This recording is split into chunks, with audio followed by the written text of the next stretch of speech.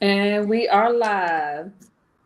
Hello, I'm Felicia Vereen, always known as Fee. Hey, Fee, and I'm your girl Sharita 3, better known as Fred. And we are Inspire Her, the Total Woman Podcast, a new podcast all about uplifting you. Yes. Because, friends, face it, you are awesome. We'll be chatting up about topics we love to talk about. All the things we as women must juggle every day and the ish we complain about. But who's listening? Girl, we'll chat about the struggle, the job, and about him. You know who we talking about. Girl. That boo, husband, boyfriend, ex, whatever you calling them today. Our lovely hellions, kids. Our angels. But seriously, friends, life happens, and we don't always get a chance to talk about it. We take it on the chin and we keep it moving. Because that's what we were told to do. Yep. But here on Inspire Her, the Total Woman Podcast with Red and Fee, we are the friends you love to hang out with. We are here to inspire her, the Total Woman. Yes. Well, hello there, Red. How are you? Hey, I'm good. How are you, Fee? I am good. Our as people can see, I posted on my Facebook page. I work at a private school here, and our football team is off to Atlanta for the championship. And so I am wishing them online. I am wishing them much luck. Bring back the trophy again because we won last year. Okay. We won several times, but we want them to bring back the trophy again. So good luck, BC Cadets. Yes, I miss our high school football. Does it bring back some nostalgia when we marched in the band and stuff in high school? Oh yeah. Being at the games. I always say that. How are you today? I'm good. We had a little bit of sunshine today. It's been raining a lot here. I see you posted y'all great weather there. I mean, it's warm here, like 60, but it's like rainy. Okay. Well, look, guys, I have been trying to get somebody online to talk to us for a while now about this very, very important topic. So look, take a minute to share to your pages, call your friends, call your aunts, uncles, daddy, mama, everybody, because you guys listen, you want to hear this topic. And I'm going to say this. I don't know exactly how to say it, but we've been experiencing a lot of deaths and friends and family and co-workers. Death doesn't have an age anymore. It used to be, you thought you had to get old, you lived a long life, and then you passed away. That's not the case anymore. 40-year-olds, 30-year-olds are passing away, and they have families that they're leaving sometimes in a lurch. They don't know where the insurance papers are. They have no clue, how the family is going to continue, especially if you had one income. Dad or mom was taking care of the family. So today, like I said, it's a very important topic. And today we have Kemlia. Am I saying that right? Yes, Kemlia. Kemlia Reed Sherman, who is a lawyer, and she is here to help us get our affairs in order. I'm gonna read a little bit about her. Her bio is pretty awesome. So we got the right person here to talk to us. Kemlia Reed Sherman, founder and managing partner of Reed Sherman Law Firm, is an estate planning and probate attorney licensed in Maryland and DC. After more than a decade of honorable service in the United States Air Force, Kemlia separated from the military to pursue her childhood goals of becoming an attorney. After leaving the Air Force, Kemlia received her bachelor's degree in government from Georgetown University and her Juris Doctor and family law certificate from Howard University School of Law. Kemlia's interest in estate planning sparked at a young age when her family had to make the difficult decision to remove her beloved maternal grandmother from life support. Years later, Leah's near death experience was the gas line that fueled the spark. After receiving an unexpected and devastating medical prognosis, Kim Leah spent I'm sorry, Kim Leah spent 87 days secretly planning for her death. Mm. Sparing her family the pain of her pending death, she didn't share the prognosis with anyone. She documented accounts and passwords, wrote goodbye letters, and planned for her memorial and burial services. Her desire was to make sure that her family and assets were protected. She had a will that she had gotten while in the military and an insurance policy. Like many, she thought that was all that she needed. However, it wasn't until later that she realized that despite her efforts, neither her family nor her assets were protected. Given her experiences, Kemlia knew that estate planning was her life's ministry. She opened her firm because she wanted to educate and empower the community with the resources needed to protect their familial relationships, secure their wealth, and preserve their legacies. Kemlia is a wife, a mother of two daughters, a grandson, and two grand fur babies. Welcome, Kemlia. Yeah, impressive. Thank you for having me. Thank you. I appreciate you coming, and all I did was ask, and she said, "I can talk about that." Wow. So we appreciate you coming online, helping us understand how to get our affairs in order. Because many of us, the only thing we know is a will. We really Hmm. don't know anything else. So help us, help us understand what we need to do. Absolutely. Before we get started to talk about the foundational documents, I just kind of want to define estate planning because when people think about estate planning, oftentimes we think about it in the context of death.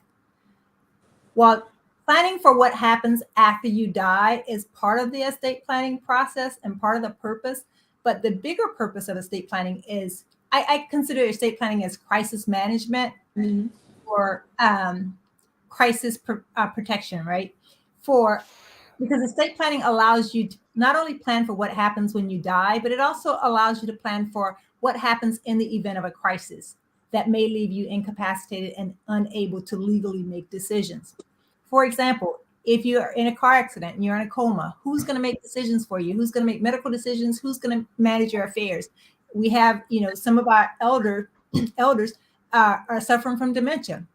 What happens when you have dementia and legally you can no longer make decisions? Because once you've been, let me just back up. Once it's been determined by your physician that you cannot legally make decisions, then you have to have someone step in for you. Without a plan in place, what happens is the court system, a family member may have to petition the court, and the court will appoint someone to manage your affairs.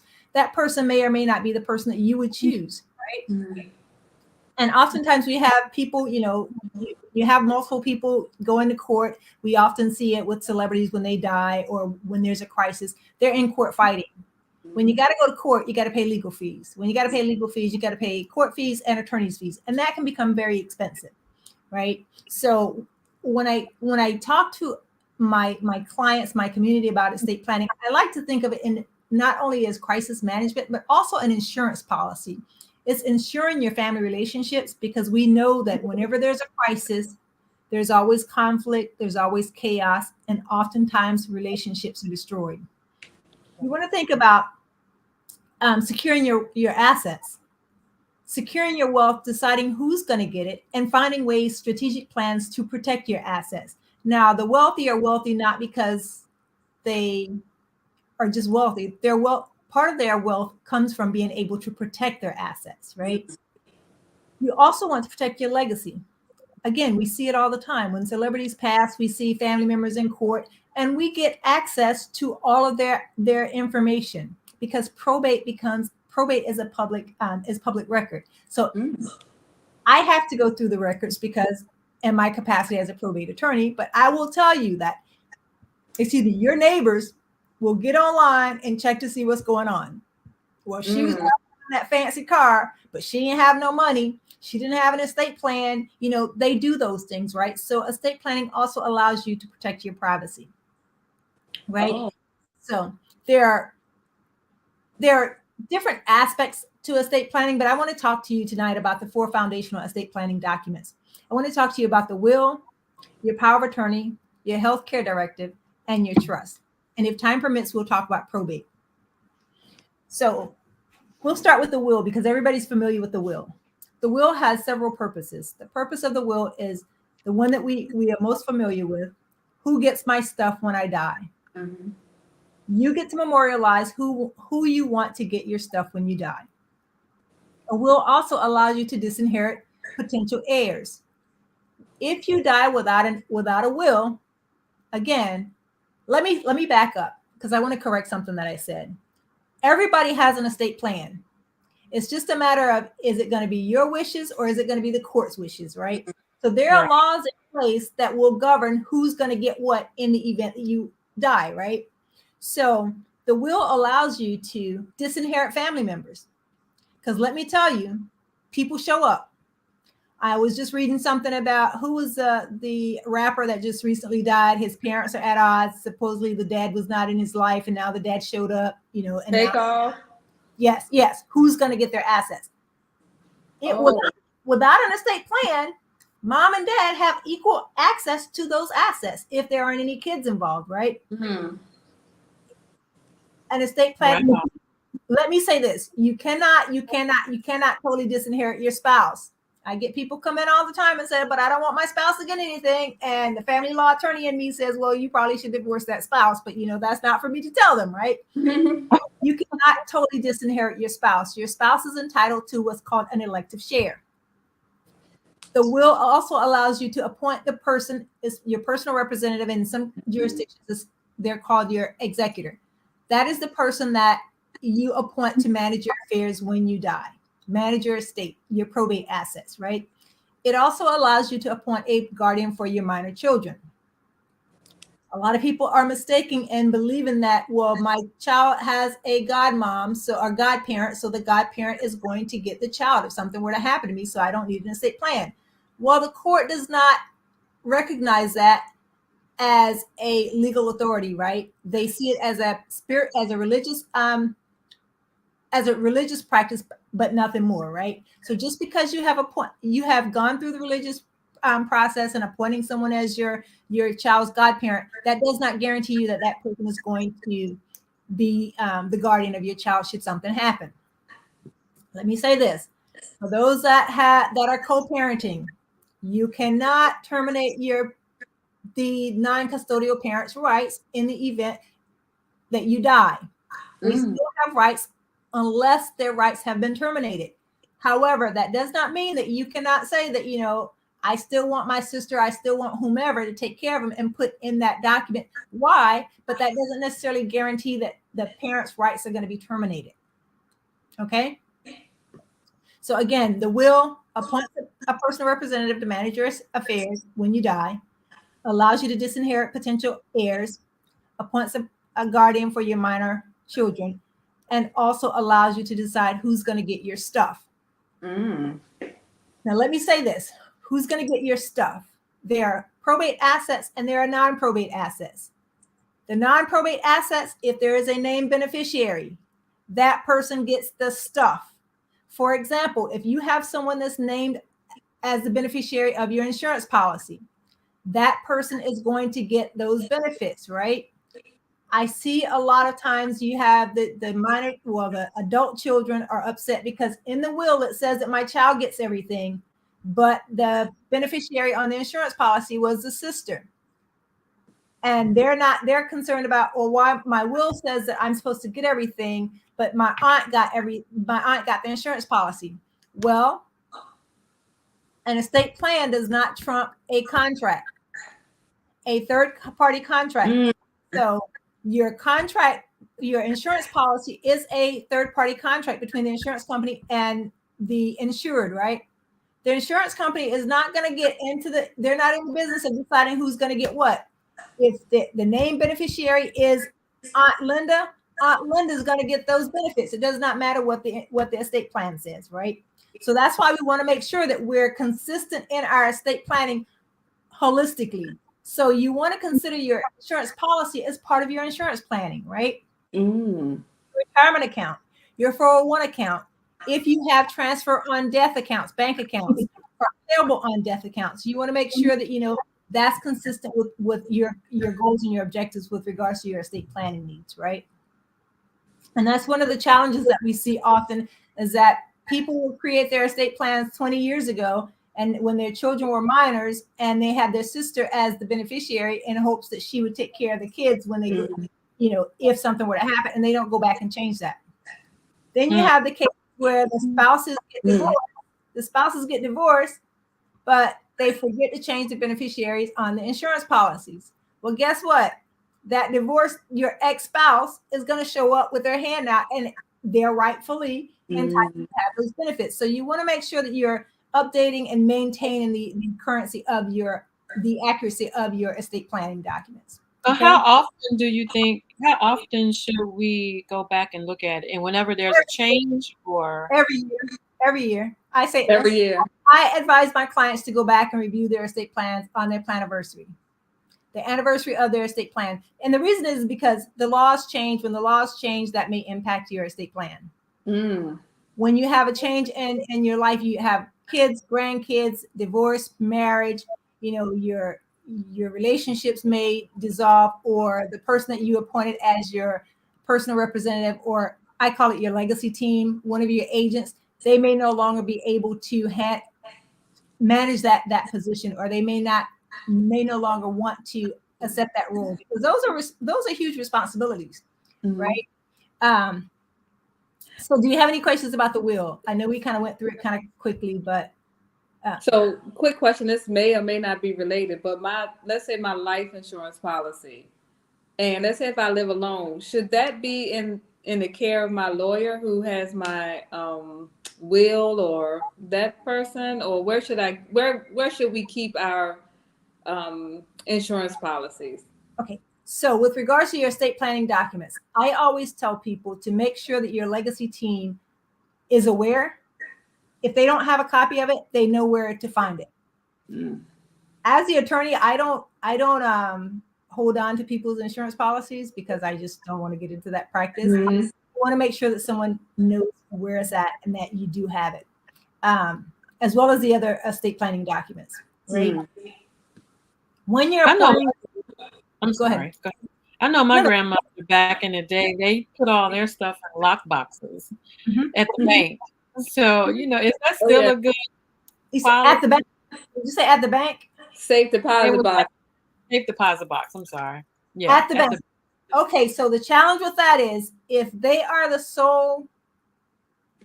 only person named on that safe deposit box and they die, now their family members have to go to court to get an order to be able to access that safe deposit box. And I think that's what had to happen too. With your will, in some jurisdictions, DC does not allow it, but in Maryland, you can deposit your will at the register of wills at the orphans court. And I tell all my clients, my Maryland clients, once you get this document executed, take it down there, pay the $5, and get it stored. That way, if something happens, when we get ready to file the petition, we file the petition with that court, and they already have the copy of the will. They already have the original copy of the will. Right? Any more questions about the will? No, right. I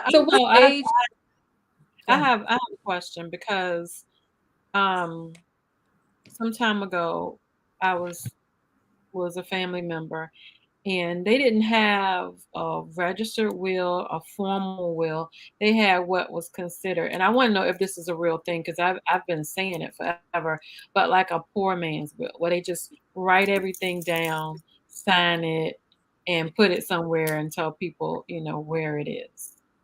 Some states will honor a holographic will. Some states won't. But there are certain criteria in order for the will to be considered valid. You want to make sure that it's not created or executed under undue influence, under duress, right?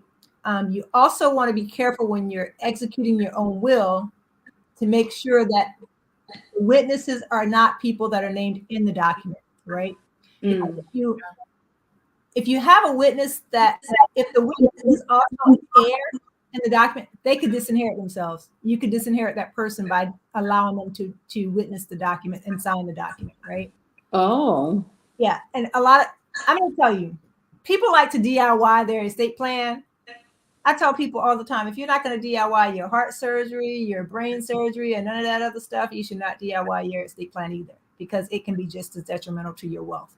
So what is like the cost? I have a lawyer friend too, and I want to say she maybe ranged from $400 to start, depending on how much you have and that kind of stuff. What is the price range if I wanted to get me a lawyer to get my stuff in order?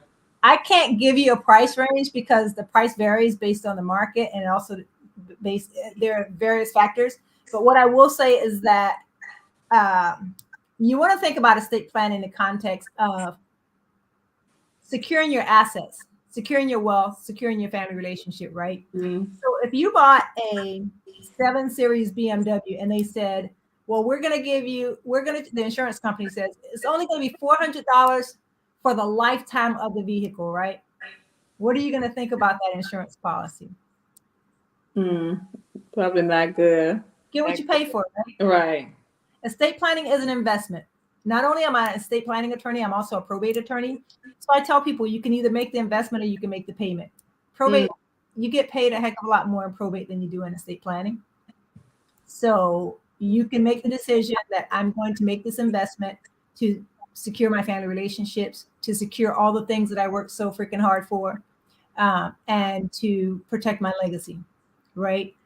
Or you can say, you know what, I'm going to go to a document mill and I'm just going to fill out a questionnaire and I'm just going to have them do it, and then I'm going to feel better about myself.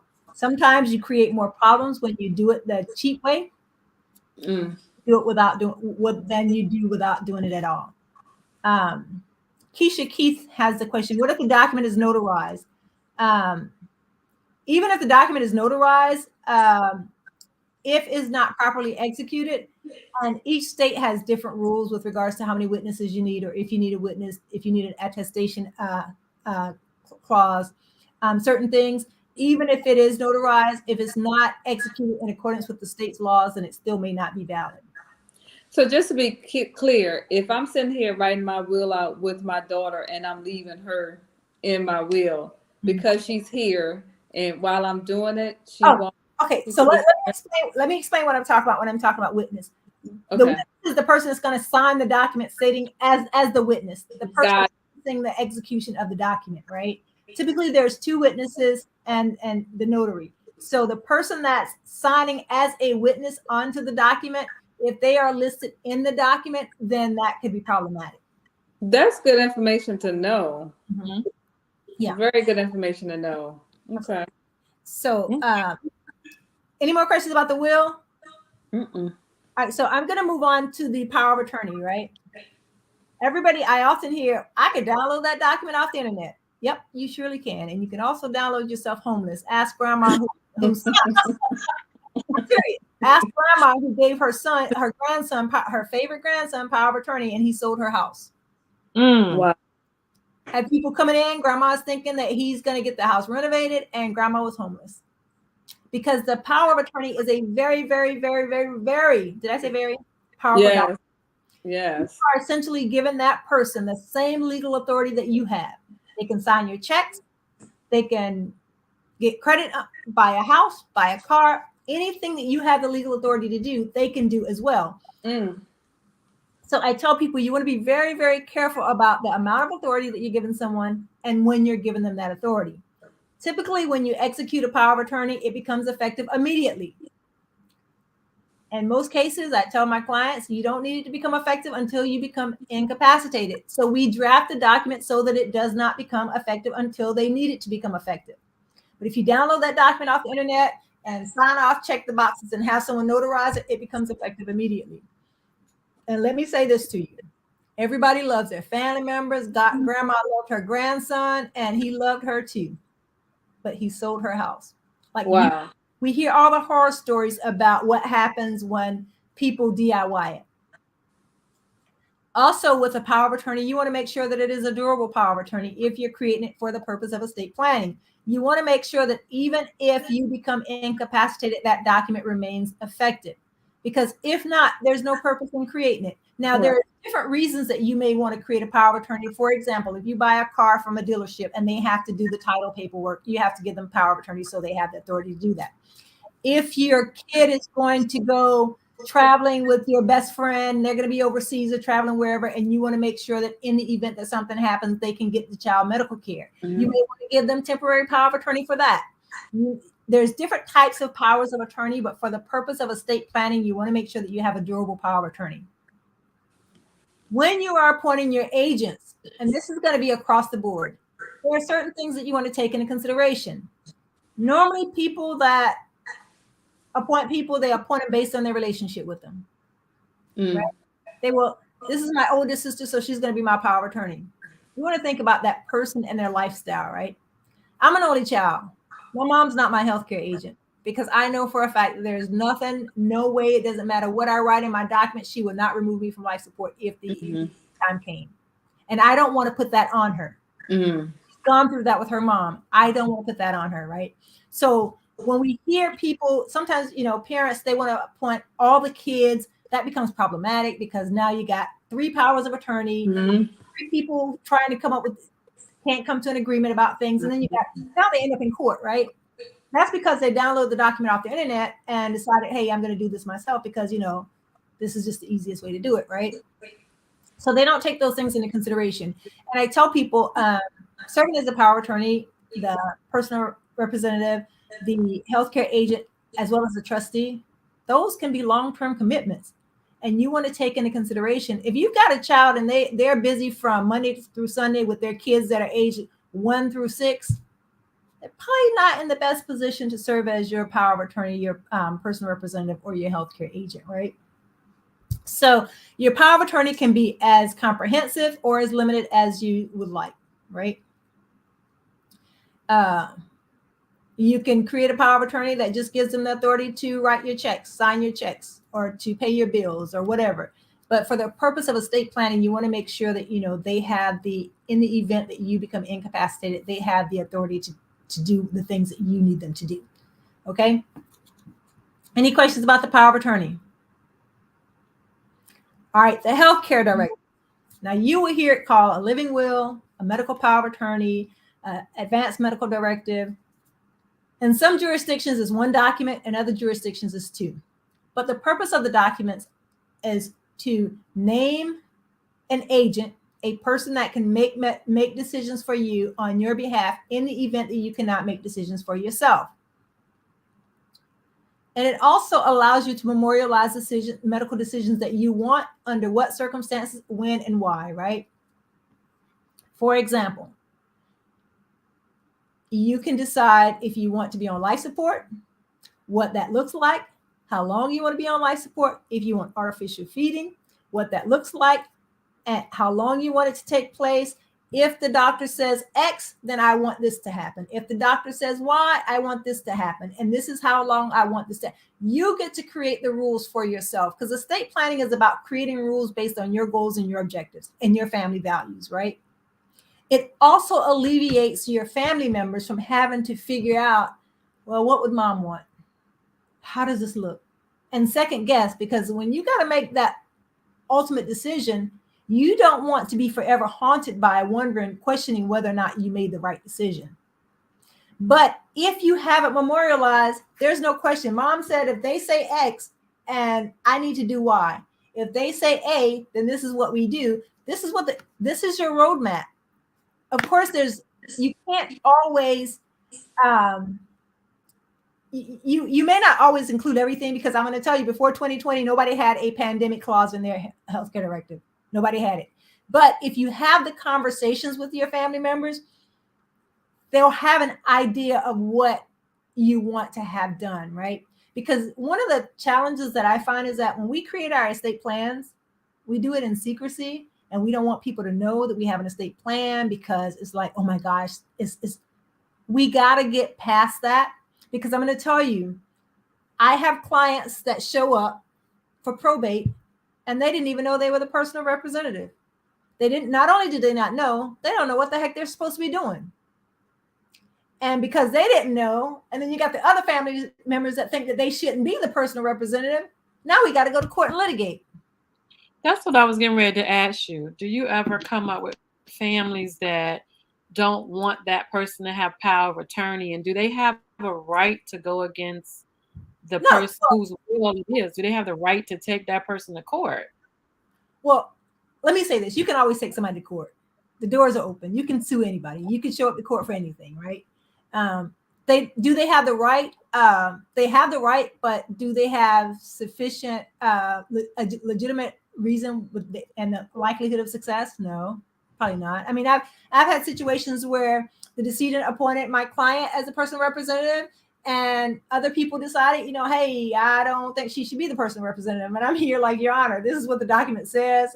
The person was of sound mind. There was no undue influence. There was no duress. This was a valid document. Why are we here? Right. We just have to show up. You have to make the argument. But there are times when contesting the validity of the will, contesting the validity of the power of attorney is legitimate. In the example, for example, if you have someone that there was undue influence, Mom, if you don't sign this document, if you don't make me the power of attorney, I'm going to kick you out of my house, or I'm not going to take care of you anymore. Those things happen, right? Then you have the situations where the person was diagnosed with dementia and they didn't have the legal capacity, but the doctors didn't write a certificate, didn't draft a letter stating that they didn't have the legal capacity. And then you got the siblings knowing that, there was some undue influence, because sometimes documents get changed when people get dementia, or, they're sick and they got a caregiver coming in. People will go in and suddenly the beneficiaries are changed. Suddenly the documents are changed. The person that was a healthcare agent, yeah, they have a legitimate concern because there is an undue influence. And then there's the question of fraud. So there are situations where, that is valid. And that's one of the reasons, and we'll talk about that in a minute, the reason for probate. One of the purposes for probate is to validate the will, to make sure that the will is valid. It gives interested parties the opportunity to come in and say, hey, I'm contesting the validity of this will. But if they're just saying, I'm contesting whether or not they should be the personal representative, they're not going to win. But if they're contesting the validity of the will, meaning that they think that the will was created under undue influence, duress, the person lacked the mental capacity, the capacity to legally make decisions, undue influence, or anything like that, then that is valid. Do you find that some people have a medical power of attorney that may be different from their financial power of attorney, or is it all? No, yes, and it should, and in some cases it should be. Mm-hmm. For example, if you have someone that you can trust to take care of your personal affairs, but if you call that person and say, hey, I was in an accident, and they have a total meltdown, that's not the person you want to make medical decisions for you. Or if you know that person is, they're always on the fence. Well, I don't know, and no. And some people just can't carry that responsibility. There are people that, the mom says, I want to be cremated. And the kids are saying, no, I'm not going to do that. That's not the person you want to put in a position to make decisions. And it's not a knock against that person. It's just that you have to know and respect the person for who they are and know what they will and are not able to do. Right. Because making tough decisions, that takes a lot, and it takes a certain kind of person. And I, when I'm doing my training, we go through these are all the things that you need to take into consideration when you're appointing your legacy, when you're creating your legacy team. Even spouses, in some cases, spouses probably shouldn't be your medical agent. If you've got a spouse that, you call and say, honey, I just had a fender bender, and I'm not going to say she, because we're not like that. He just has a total meltdown, then out of respect for him, because at the end of the day, you want someone that's going to not only be able to make decisions, but you want them to be an effective communicator. You want them to be able to talk to the doctors and understand what they're saying, and be able to, you want someone that's going to be assertive. You want someone that's going to, not just because the doctor says that you should, they're just going to go along with what the doctor says. I need a second opinion. You want someone that's going to challenge what the doctor's saying, because truth be told, we are brown people. And we know what that looks like in the medical industry, right? Sometimes decisions that are made for us may not be made for someone else. So you're going to want someone that's going to advocate for you, right? I just recently had a situation where the two daughters were told that the mom had a stroke, and they were told because she had lost like 80 pounds and she wasn't eating. They told her, well, there's nothing else that we can do. Well, can we get a feeding tube? No, we can't force her to eat. So I called him. I said, listen, did they do this test? Did they do this you have to ask them all these hard questions, right? They went back. I said, these are the things that they need to do, and these are the things that you need to ask them, because what they're telling you, they told them to call in hospice. Basically, what they were telling them to do, that they were going to just allow their mom to starve and dehydrate to death. But the fact that she had a stroke, chances are she couldn't eat because it impacted that area of her brain, right? So then, they started to do all these tests, and so that just highlights the importance of making sure that you're very careful about who you're appointing as your agent, because they just, this is what the doctor said, and this is what, when I got the call, I was like, no, this is not how this is about to work, So you want to be very, very careful when you're choosing your agents and knowing that person. And also when you're creating your estate plan, have a conversation with your team so that everybody is on board and everybody understands why this person was appointed. Because part of estate planning, from my perspective, is to maintain family harmony, right? And when you have a parent that appointed one child, the other kids are like, well, she must like her better, and I always knew she was the favorite. And then they don't want to help out with the mom who is incapacitated and had a stroke and physically can't take care of themselves. So now the responsibility is left with the one child, right? But when mom dies, then everybody wants their part, But I tell them there's a strategy around that too, right? There's a strategy for everything. So, will, power attorney, medical directive. Now we're going to talk about the trust fund babies. We think that you got to be super rich in order to have a trust. But super rich people know that if they have a trust, they can protect their super richness, right? Right. So what is a trust? A trust allows you to transfer legal ownership of your assets to this legal entity, the trust. So I want you to think about it in the most basic terms. Think about it in terms of like a box, right? You have this box, open box. You have an open box and a closed box. We're going to talk about the open box first, right? You have all your stuff that you own. You have the title to your car, your home, your boat, all your stuff, right? It's in your name. So if something were to happen to you, let's say you got a lawsuit, you were in a lawsuit and there was a judgment against you, right? The stuff that's in your name is subject to that lawsuit, right? If you decide you're going to file bankruptcy, stuff's in your name is subject to that bankruptcy, right? But when you dump your stuff into this box, the trust, now the trust owns the stuff. You no longer own the stuff, right? So depending on the type of trust it is, will determine whether or not it's an asset protection tool or not. So you have what's called a revocable trust. The box is open. So you dumped all your stuff in the box, and now the box owns the stuff. But you have use, control, and enjoyment of the stuff, right? The same way you did when your name was on it, right? So the box is open. So if you can put, with the box being open, that's a revocable trust. What kind of dog you got? I'm just kidding. Maltese, he keeps jumping in my lap. I'm trying to keep him quiet. So you have the open box, right? Oh, he looks like my Rigby. Oh, Kobe is a mess. Yeah, the box is open. The box is open. As long as you can put stuff in and take stuff out, so can creditors and predators, right? So when you die, the box closes. It becomes irrevocable.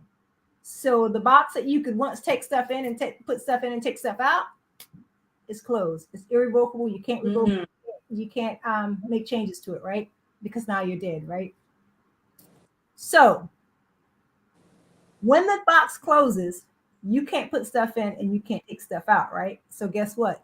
Neither can the creditors or the predators. That's the asset protection tool, right?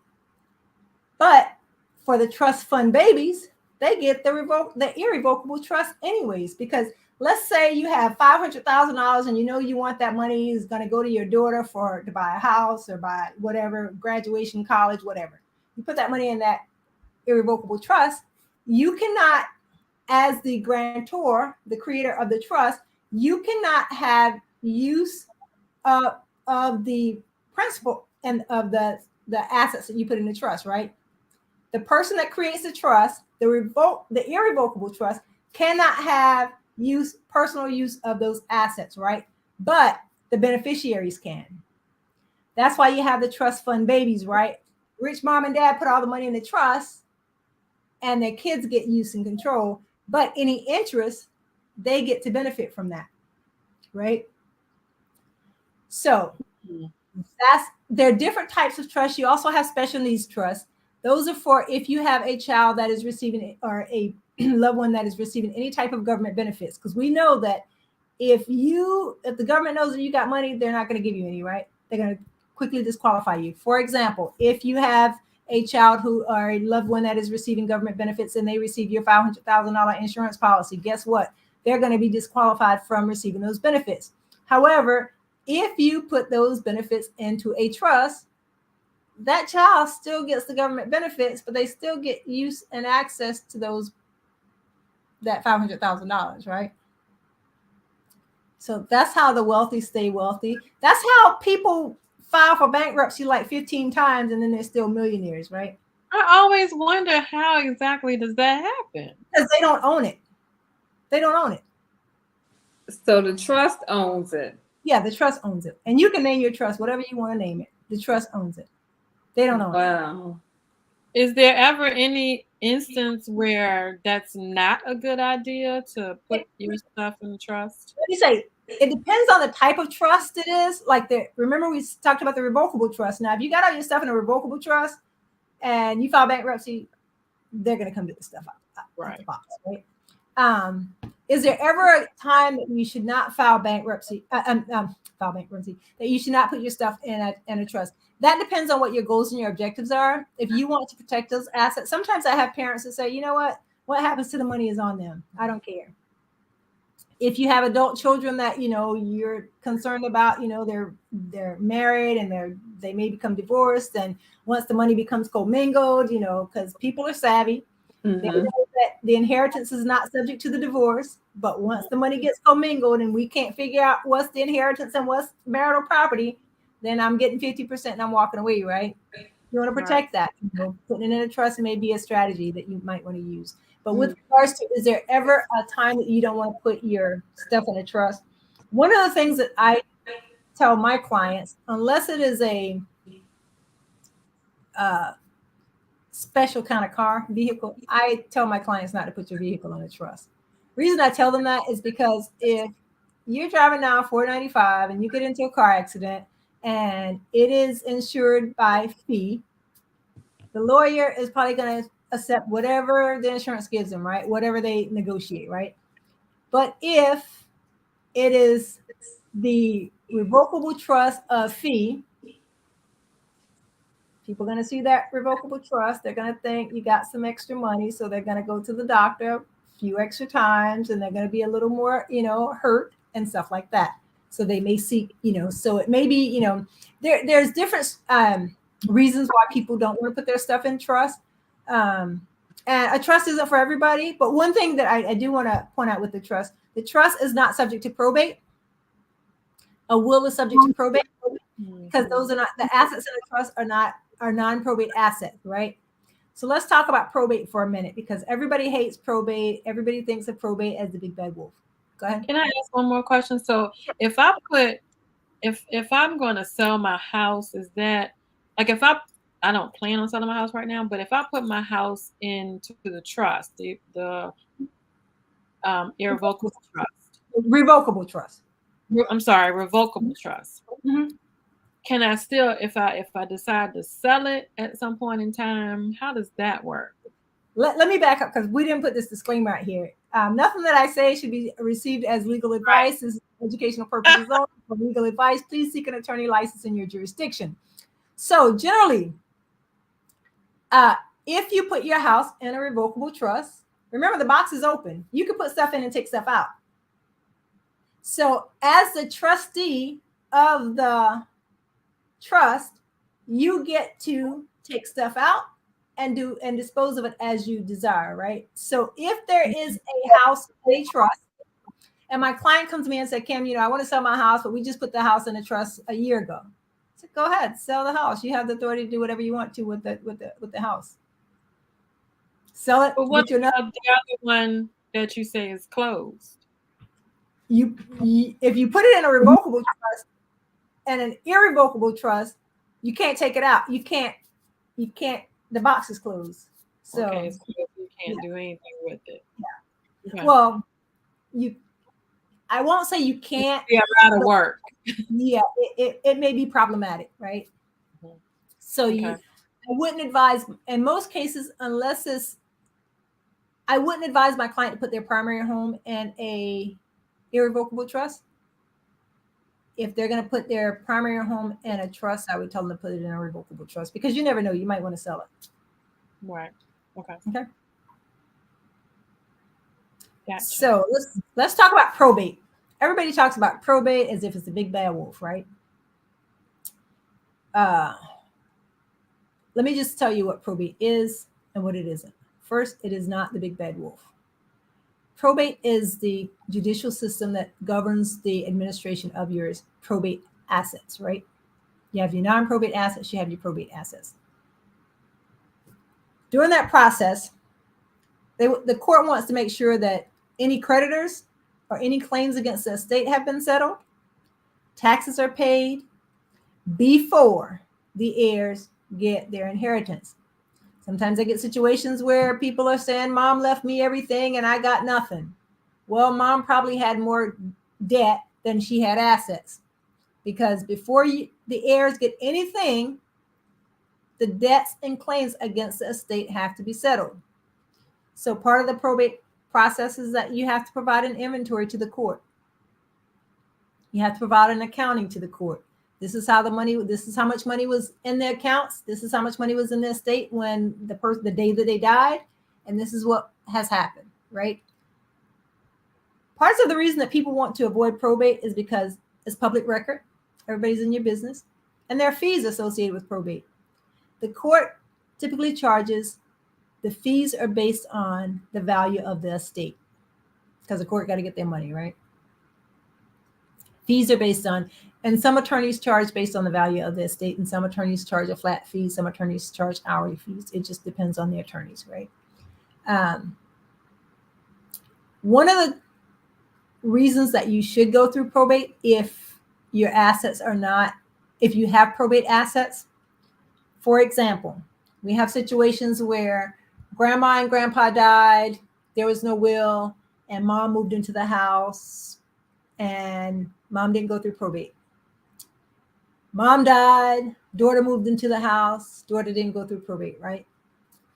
This is a real story, what I'm about to tell you. I'm from South Carolina. This happened in South Carolina. Mary, taxes was $82.31. Mary had been living in her grandparents' house for 40 years. 40 years. 40 years. When her grandparents died, she and her mom lived in it. Then mom died, she lived in it. $82.31. Mary didn't pay the taxes. The house was auctioned off in a tax lien, right? You have a year to redeem the property. When Mary went back to redeem the property, she couldn't, not because she didn't have the $82.31, but because she could not prove ownership. Part of the probate process is to transfer ownership, legal ownership of the assets.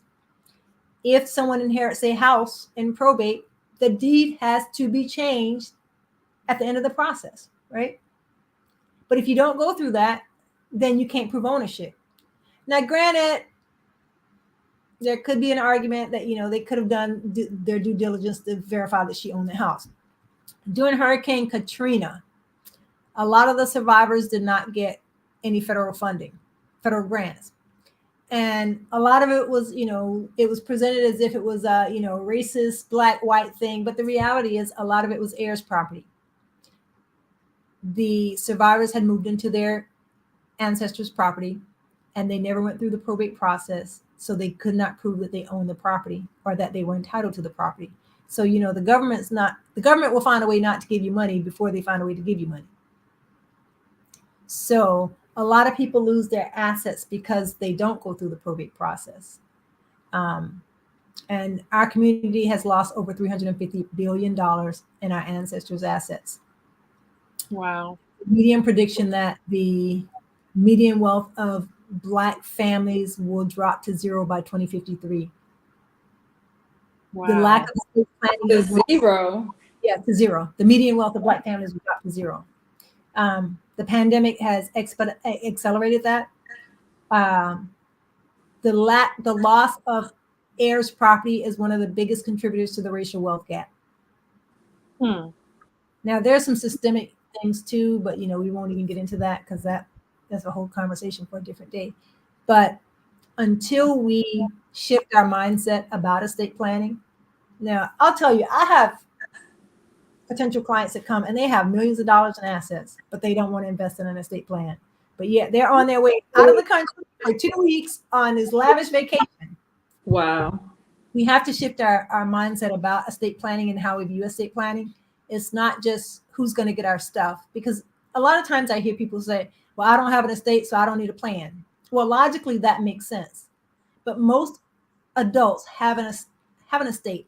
I will say, if you have body, as part of estate planning is deciding who's going to manage your health care if you can. Mm-hmm. If you have children, who's going to take care of your children? Children have gone into foster care until the court can figure out who gets the kids. Yeah. Now, imagine a 5-year-old that has lost both of their parents in a tragic accident, and now they're in a foster care system. That just exacerbates the pain. Don't think because grandma is a good grandma, the court's going to give them to grandma. That doesn't always happen. Don't think because your sister is a good sister, that doesn't always happen. Estate planning allows you to create rules based on your goals, your values, and your objectives for yourself, your assets, and your family. Wow. Right, because I know for me, I don't want people spending a ton of money on a casket and a ceremony and all of that. I want to be cremated, have me a nice memorial family dinner, and take my money and spend it, on my child, you know, something that Well, you means get to decide that, memorialize it, put it in your plan, and right, let the right people that's going to honor your wishes. right, Yeah, right. I feel the same way. I see no value in going to buy a new dress for a dead person. I see no value in buying a super expensive coffin. I told my husband, just put me in a pine box and put me in the dirt, because I just don't see. For me, it's not practical. I'd rather that money be spent either on my kids, my Right. grandkids, or But we send. do things for show. We do things for show. That's not like that's not my life. Like, Mm-hmm. I don't want you taking the money and buying extravagant dinner for the people that's gonna come that haven't talked to me in 5 years. I'm That's telling about the cake. It wasn't no good cake. That's what they're gonna talk about. Cake didn't taste good. I'm gonna tell you, I'm a cake person. I don't eat a lot of junk food, but invite me, I'm having cake. I want cake. Mm-hmm. So that's why I wanted to do this. I presented it to Sharita, and she said, "Yeah, people need to hear this."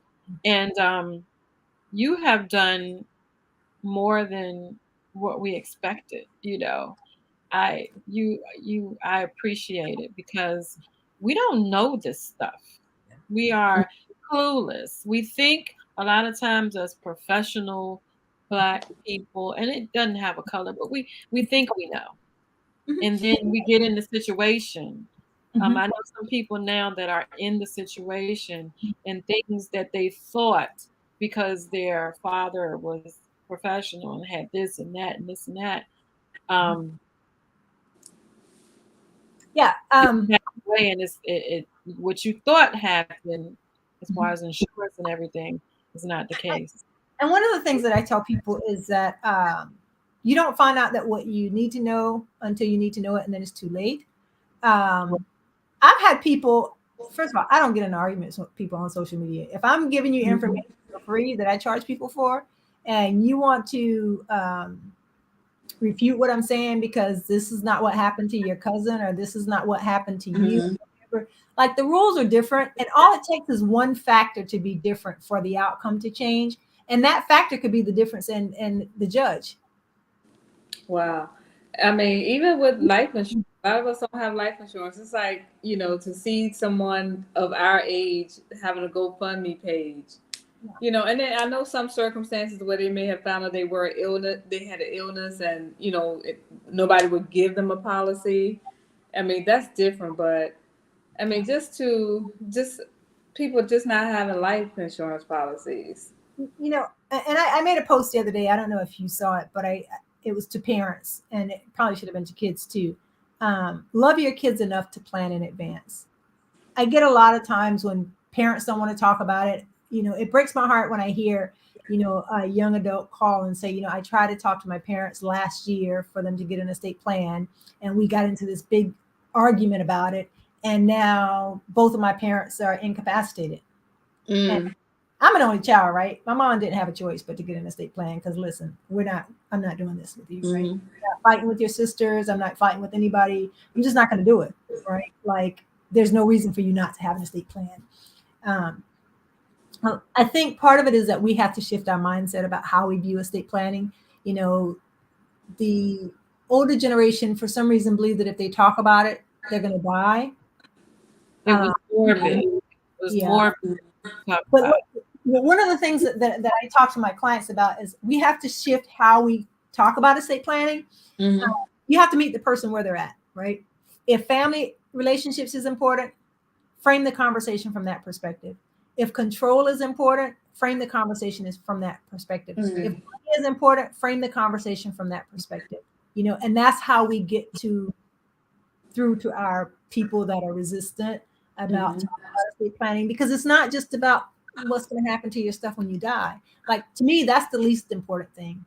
The most important thing is maintaining family relationships. Yes, which a lot of them break down after someone passes away, especially if it's a matriarch or patriarch of the family.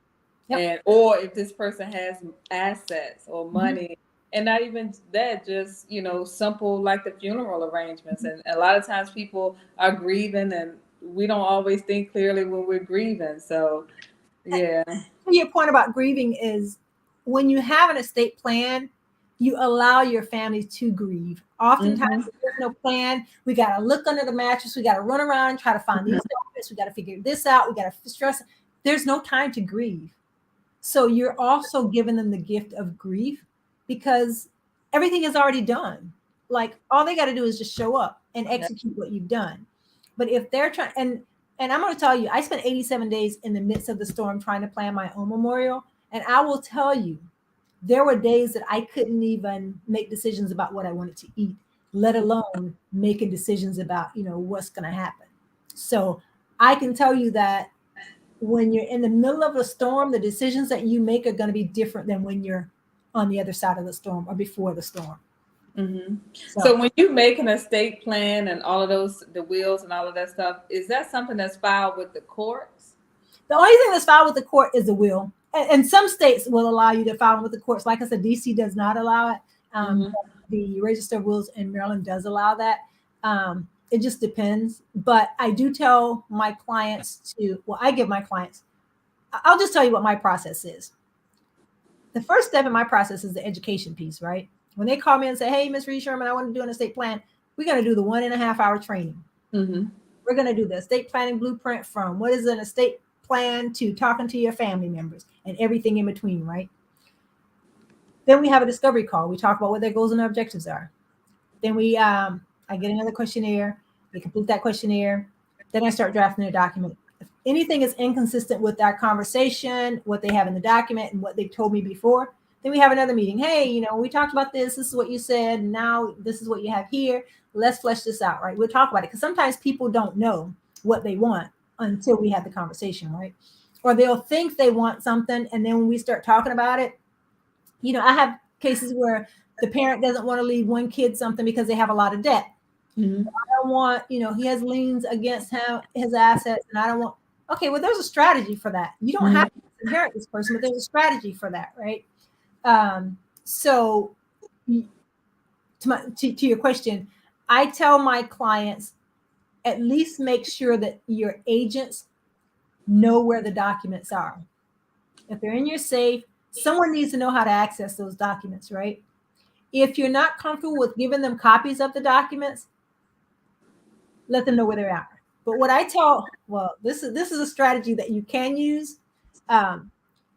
You can give them a copy of the documents in an envelope, and the envelope is sealed with your signature across the seal, and tell them, I may have to get this document back. If they know that the document's sealed, and if they unseal it, you're going to know, they may think twice about unsealing it. But if these are the people that you're trusting to make these decisions for you, if you don't trust them to see the document, then you may not be the person that you want to trust to make decisions, because eventually they're going to have to see the documents anyways. And if they see the documents and they know that they are familiar with the documents, then it's easier for them to execute them. Now, your power of attorney, I understand if you have reservations, but you can create the power of attorney that it doesn't become effective until you need it to. Okay? You don't have to get the original, but you might want to consider whether or not you want to give them a copy of the documents. Okay. So what are they going to do with it? The will doesn't become effective until you die. So what are they going to do with that? The power of attorney doesn't become, you can create it where it doesn't become effective until you become incapacitated. They can't do anything with that. Healthcare directive, you kind of want them to know what you want in the event, because in the event of the crisis, they don't have time to be flipping through any documents trying to figure it out at that time. You want them to know, because time is of the essence. Okay? Again, we got to get past this, hey, I don't want nobody to know I got an estate plan. I don't want to. We got to have conversations. Like, we got to continue to have conversations about this. This has to become our norm, because until it becomes our norm, we're going to continue to see the Chadwick Boseman, where the attorney gets $900,000 of his $3.14 million estate. That was sad. The attorney got more than the parents got individually. And people are like, they don't understand why, as an attorney, I find that problematic. I'm also a mom. Nobody should get more than me as a mom, because but that's a whole different story. Aretha Franklin, her estate was valued at $80 million. When they were talking about, her 4 sons are going to get $20 million each, I was like, no, they're not. $28 million immediately goes to the federal government for estate taxes. Now, she's already paid income taxes on that money. Well, some of it. She ended up having to pay, the estate had to pay like $7 more million. But yeah, so by the time that $80 million immediately went to $52 million, like about $28 million. Now you got to pay all these lawyers. You got to pay the administrators. You got to pay the court fees. They'll be lucky to get 10, 15,000, 5,000. Wow. That's how we live. So you're only licensed to do it in DC and Maryland? DC and Maryland. You need to add Virginia too. I was going to ask you a question. Initially I thought about Virginia. Y'all too wild. Virginia too wild. Yeah, it's too wild. Like, Virginia's too loud. No, wow. You have to get license in Georgia. I'm in Georgia. No, Virginia. When I took the bar, you had to show up in your suit to take the bar exam in Virginia. Like, what? Why? Like, there's no reason behind that. Like, that's just one of the crazy things that Virginia does. But anyways, no, yeah. But what I do offer training. I do offer more in-depth training nationwide. Well, maybe we can. Okay, so let me think this thing out, because I'm really seriously. I want to know how, before I go to a lawyer, what I already want to know, because I just don't. That's what I offer in the training. And for those that are not residents of Maryland and DC, I also talk to them about, these are the things that you need to take into consideration when you're hiring an attorney. And I really want to stress it. And I'm glad you brought it up, because since the pandemic, there has been a lot of attorneys that are jumping on the estate planning and probate bandwagon, but they're not taking the time to invest in learning estate planning and probate. My process, and I tell people, if you just want to complete a questionnaire and get a stack of documents that you don't understand, I'm not the attorney for you. I want, when I give you the stack of documents, that you understand what they are.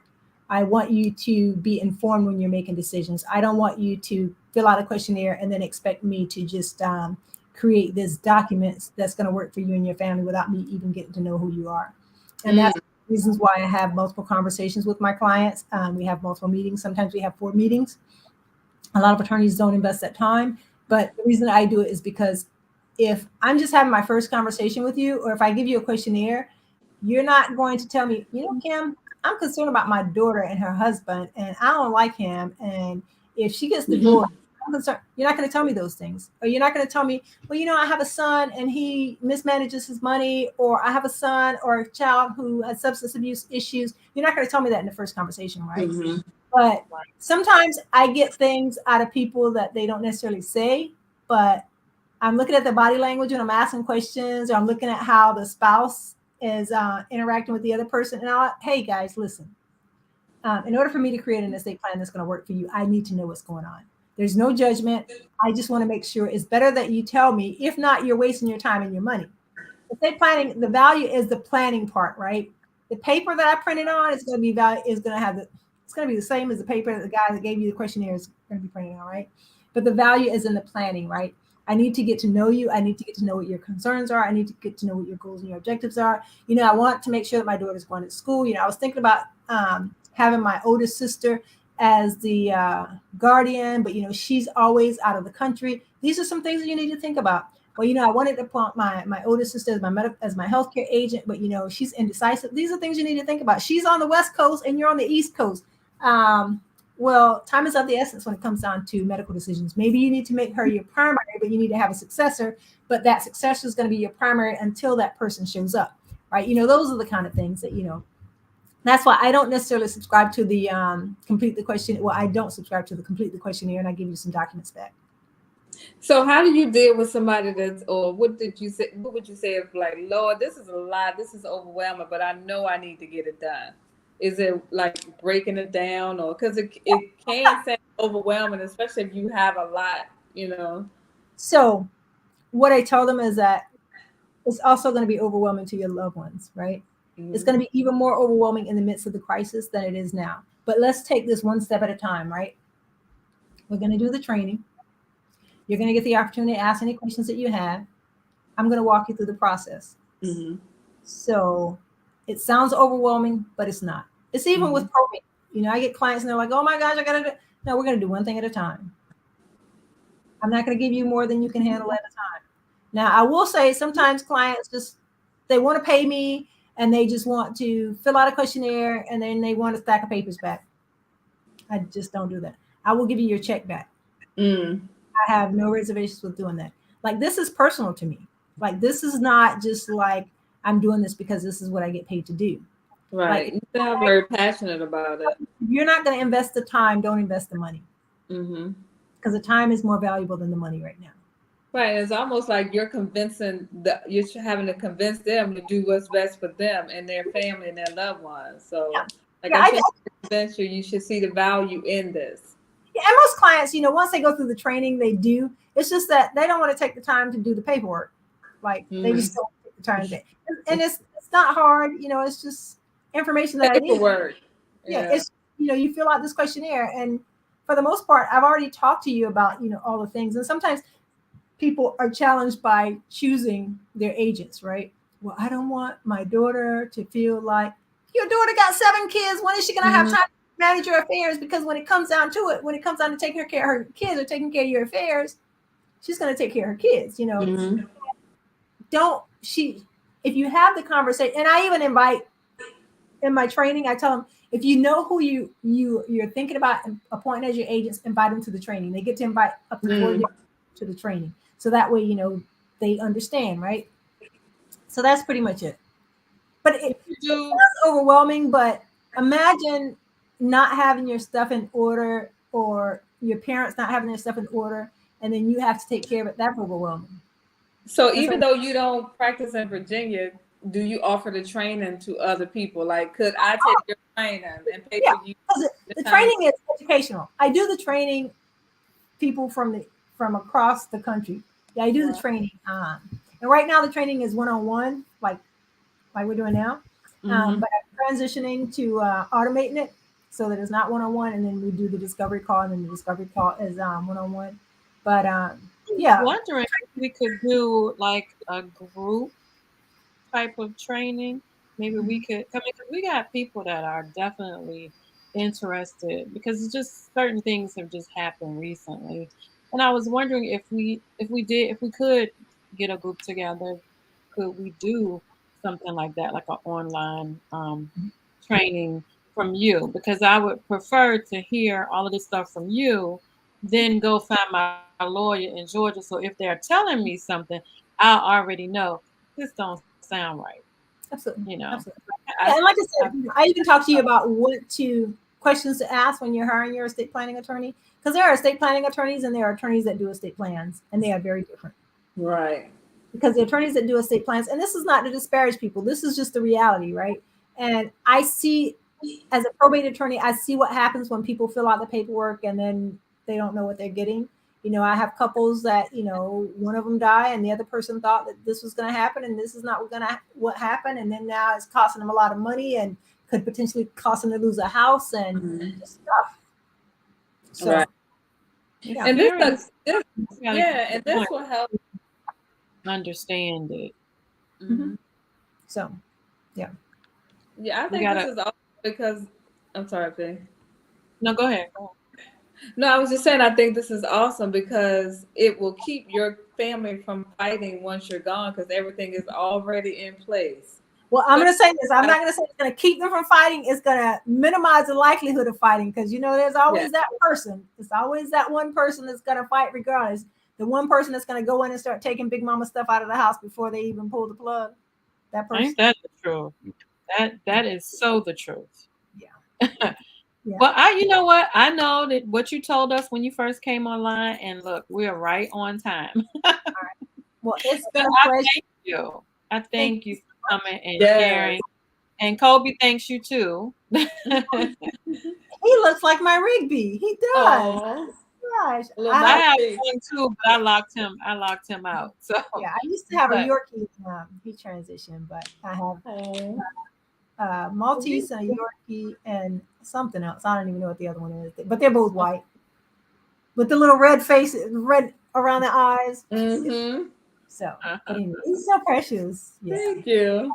I'll see him next we week. definitely appreciate you. Oh, you And will. Yeah. Latanya, you are listening. We appreciate you for recommending her. And I will get back in touch with you because I'm serious. I know a lot of people who need the training, and they can take the training and go to whatever lawyer they see fit in their state, and they'll be better for it. They'll know what to look for Mm-hmm. in a lawyer. They'll know what to ask and how to handle the questions. So I appreciate you. This Thank you. information has been awesome. Thank you so much. And I thank appreciate you for Yeah. Thank it. you. Guys, have a good night and happy Um, holidays to you. Take thank care. you. Same to you. Be safe. Bye Bye. bye. thank you. All right. That was awesome. Um Trying to figure. and Oh, okay. that that was awesome. I mean, like, she gave us a lot of information and things that we need to know. People think that this kind of conversation is so morbid. I don't want to talk about that. I don't want to talk about death. Well, we need to, because COVID showed us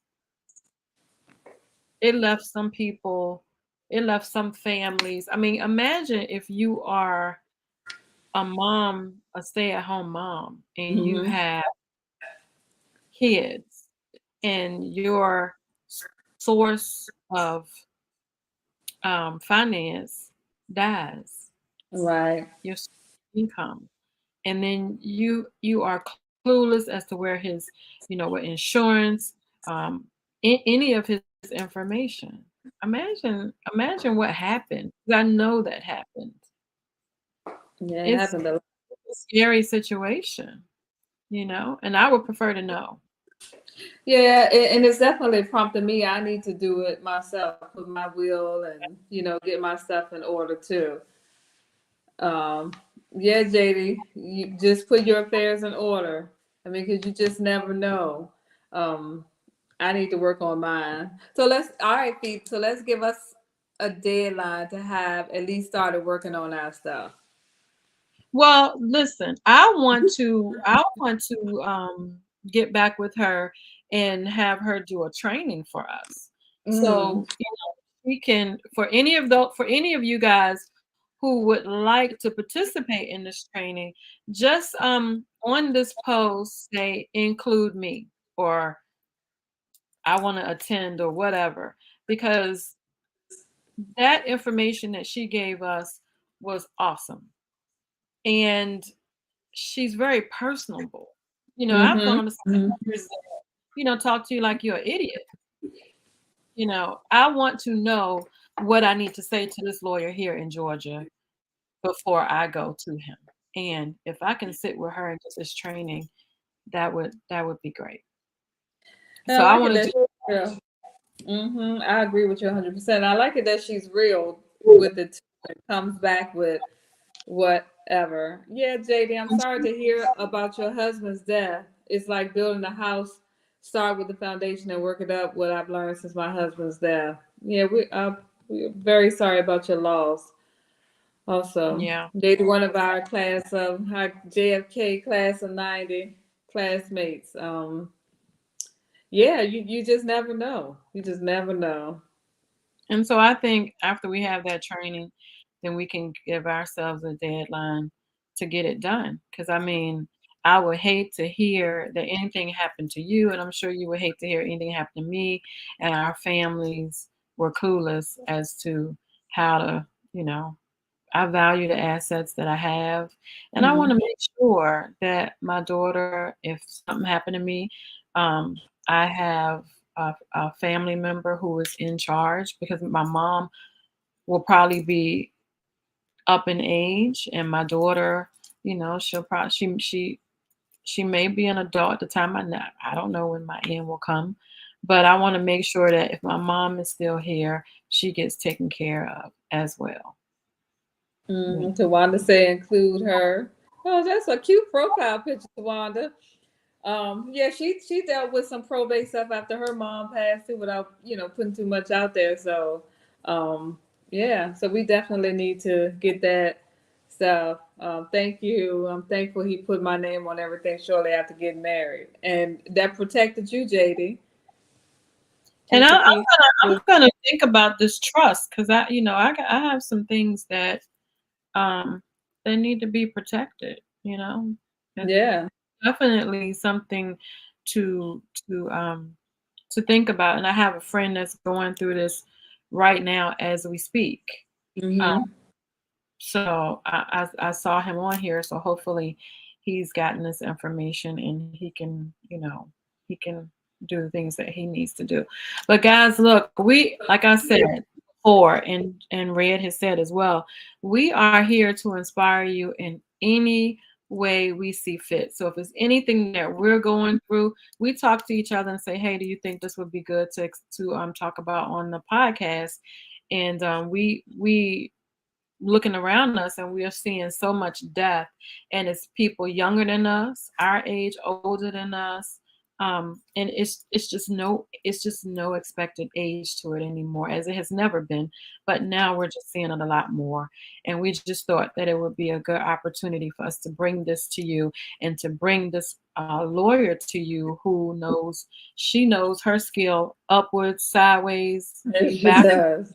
forward. And Yeah. she's not afraid to give you her opinion. Like she said, any of the information is not to be used in a court of law. I mean, this is just her giving you some information because we asked her to. So we appreciate you guys for listening, because we Yeah. do this without you all. And please share, because I know there weren't a lot of people on here, but a lot of people like to listen to it in replay, and I will edit it and put it out there in audio. So if you're in your car, you can listen to it as well. But please share, because this is information today. We like to have fun, but this was a serious podcast. And I'm just sorry, this was a serious episode. And we think that everybody needs to hear this information. So please Yeah. share. Absolutely. And I was jotting down stuff. I was like, okay, well, I could just go back and re-listen to it because she was kicking a lot of information, and even just going back to if something were to happen to you, answering these questions. It's like, if this happens, do you want this? And this happens, do you want that? That was a lot. Yeah. Right, right.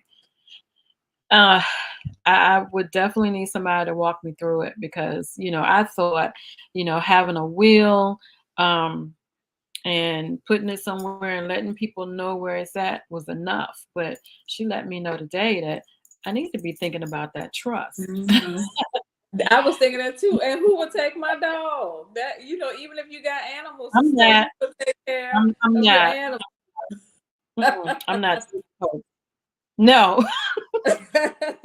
I love you, Kobe, but Auntie Fifi is not taking you. Kobe down there to Savannah, or either Tawanda take him. She'll be glad to have Kobe. Go ahead, Tawanda. Go ahead.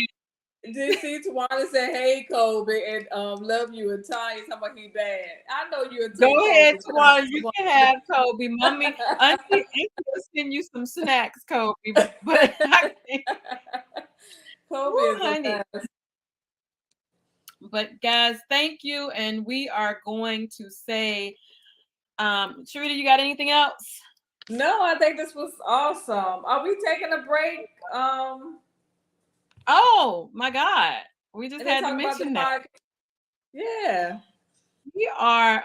This is our last episode until January. I think it's January 12th, something like that. We need some time to celebrate, to enjoy vacation. I'm coming to Virginia for the holiday. Woo, woo. So listen, guys, we're gonna get together somewhere. I'm gonna post it. I want you guys to come out and hang out with Inspire Her one night in Richmond, Virginia. We're gonna have some fun. I don't know what we're doing yet, but we're gonna have some fun. I got some ideas. Maybe we can go live somewhere too, and just do a little show. Richmond, Virginia, I'm coming 21st through the 28th, 29th-ish. I'll be in Richmond. I am so excited, y'all. I'm excited to come home for a little while. So look out for us. We're gonna post somewhere live in Richmond, and we want y'all to come online if we decide to go live. But come hang out with us. We want to see your faces. All right. And this is our last episode until January 12th. We'll be coming on doing little things because I know I have some goal training to do with you guys. I said I was going to list out some things that you need to do to create your goals prior to January, because we want you guys to succeed. We want you to hit 2023 alert and able to get started and make all your dreams come true. So we will be posting little things in between that time, but look for us somewhere in Richmond. And also we'll be back around January 12th. And we got some good stuff coming for 2023. So pay attention. And our Inspire Her retreat. Tawana, I know I owe you a conversation. I will send you an email. For everyone else, you are trickling in, but your deposits, if you're planning on hanging out with us, we only got a couple spots left. Your deposits are due now, and for those who need to make second payments, that will be out there soon. So if you're coming to Hilton Head next year in February, get on it, guys. That's around the corner. It is, and we're looking forward to seeing you. We're gonna have some fun. So yes. I'm saying good night. Have a wonderful, wonderful holiday, guys. Merry Christmas, Happy New Year. You're going to get that from us for these next couple of weeks because we are excited about the holiday. Yes, we are. We love seeing you online, and we hope you and your family have a wonderful holiday. All right, I ditto. Good night. We're signing off now. We are here to inspire her, the total woman. Yes.